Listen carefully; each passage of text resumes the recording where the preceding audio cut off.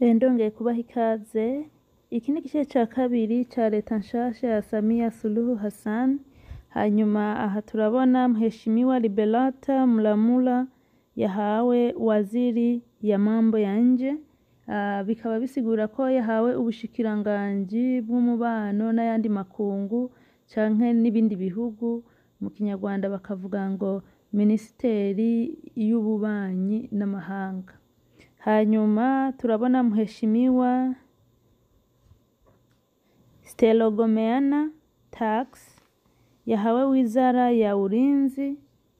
Iyi wizara ya ulinzi n'ubushikiranganji bujejwe itohoza. Wizara ya ulinzi n'ubushikiranganji bujejwe itohoza, mu Banyarwanda ngo ni Minisiteri y'ibibazo. Sinzi ko iyo Minisiteri y'ibibazo bibaho, ariko ubushikiranganji bujejwe itohoza nk'iyo bumvise amakuru kanaka bagiye baperereza, niwe yahawe ubwo bushikiranganji. Hanyuma Mheshimiwa Hamed Masauni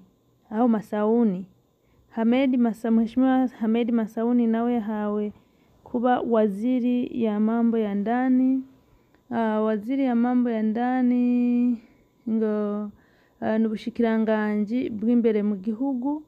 Mu Kinyarwanda naho muvuga ngo Minisiteri y'imbere mu gihugu.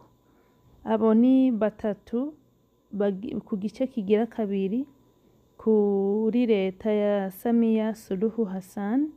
Murabona yuko ariko ashiramwo abakenyezi bigaragara ko bakiri bato bafise inguvu, ariko ashiramwo abagabo bakiri n'inguvu, nta basaza benshi cyane bashaje cyane tubonamwo.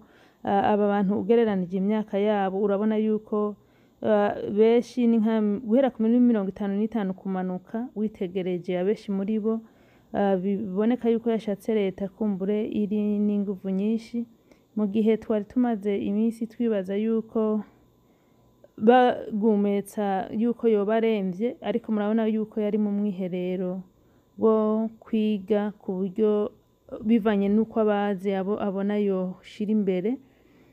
Hariho abashoboye kugumya ibibanza bari basanzwemwo, ariko hariho n'abandi benshi bashasha tutari tumenyereye.